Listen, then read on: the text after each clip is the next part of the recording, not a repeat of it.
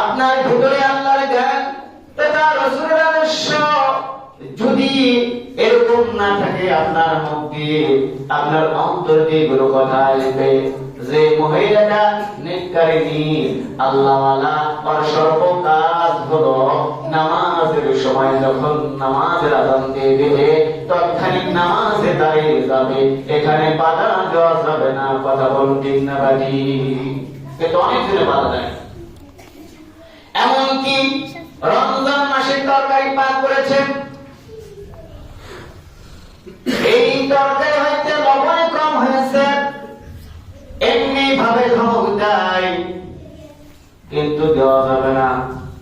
কারণ আপনার বুঝতে হবে রোজা রেখেছে, রোজা রেখে আপনার জন্য সুন্দর করে পরিপূর্ণ করে সুন্দর করে অনেক সময় নিয়ে এই রান্না বান্না করেছে, কিন্তু আপনি বুঝলেন না, আপনি ধিক্কার দিচ্ছেন। রাসূল আকরাম সাল্লাল্লাহু আলাইহি সাল্লাম বললেন, কঠোর কথা তাদের সামনে বলো না, তাদের সামনে যদি অপরাধ এসে যায় তাদেরকে বুঝিয়ে বলো, কিন্তু ধমক দিও না। কারণ হলো একই সংসারে তোমার যখন কাপড় ময়লা হয়ে যায়, কাপড় চোপড় খুলে দাও, ওই কাপড় চোপড় গুলো সুন্দর করে সে পরিষ্কার করে আবার তোমার গায়ে ধুয়ে দাও। এ হলো স্বামী। শুধু তাই নয়,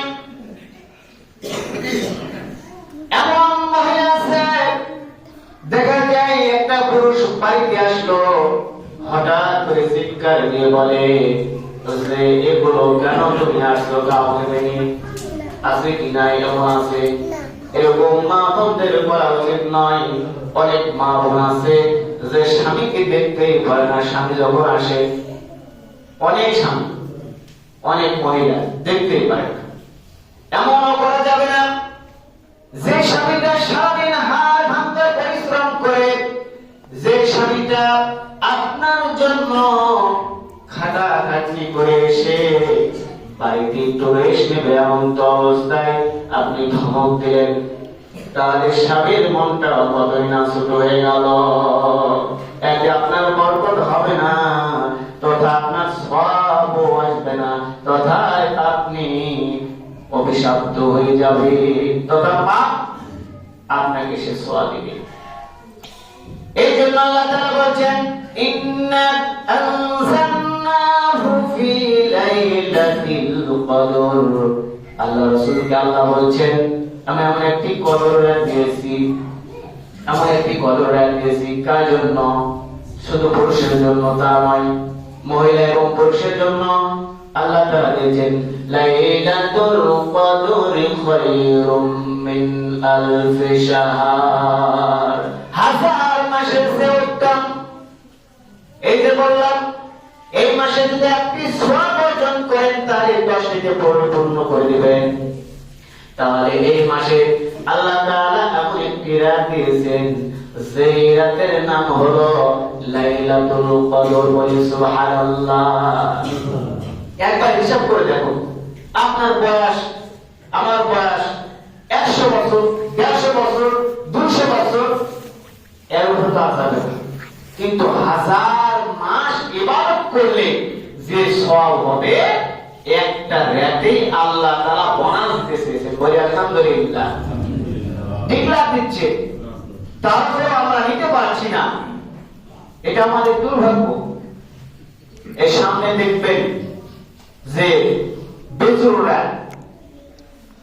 এই যে 21, 23, তারপরে 25, 27, 29, কয়টা রাত? এই কয়টা রাত যদি আপনি জানতে পারেন তাহলে এই হাজার মাসের চেয়ে উত্তম সব আপনার আমল নামায় লিপিবদ্ধ করে দিবে। বলি আলহামদুলিল্লাহ।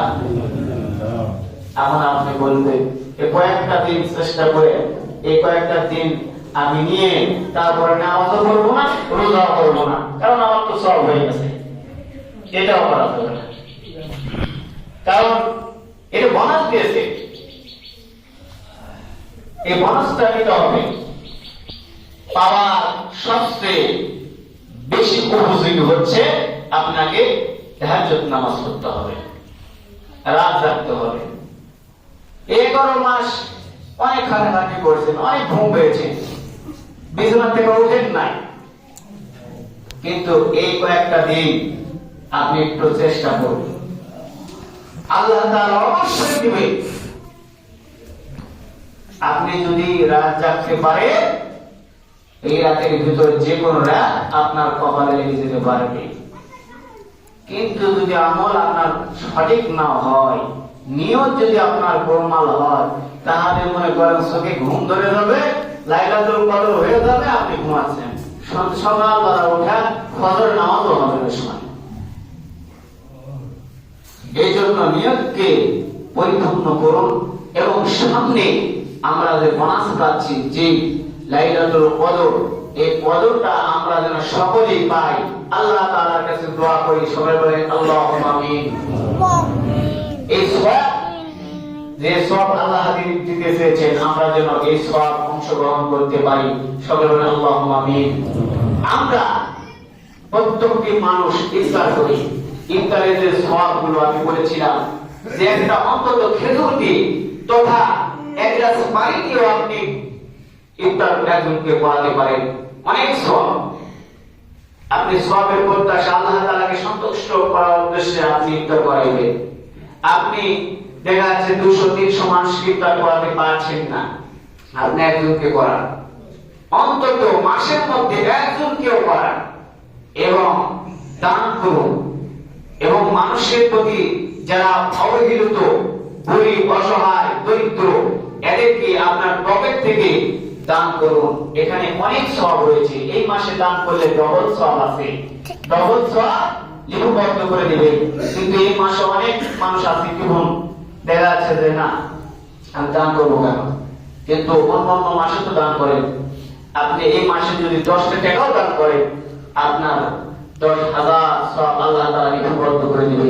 কারণ হলো ডবল দিতে চেয়েছে, বলে আলহামদুলিল্লাহ। এই জন্য একটা মেহমান যদি আসে, মেহমানকে আপ্যায়ন করাচ্ছেন, এই সওয়াব অন্য মাসের থেকেও বেশি, বলে আলহামদুলিল্লাহ। এই জন্য আমরা সকলে নিয়ত করব, আমরা যেন সকলকে সেবা করতে পারি, আল্লাহ তাআলাকে সন্তুষ্ট করার উদ্দেশ্যে, তথা আমাদের আমলনামা আমরা যেন ভারী করতে পারি। এই বলে আমার বক্তব্য শেষ করছি। ওয়া আখিরু দাওয়ানা আলহামদুলিল্লাহি রাব্বিল আলামিন।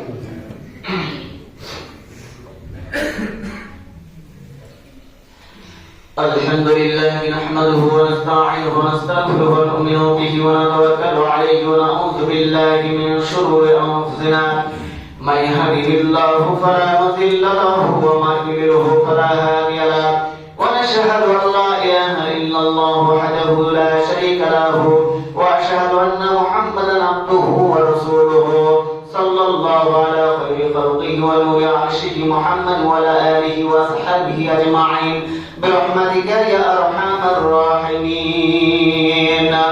إن الله يأمر بالعدل والإحسان وإيتاء ذي القربى وينهى عن الفحشاء والمنكر والبغي يعظكم لعلكم تذكرون. فاذكروني أذكركم واشكروني ولا تكفرون.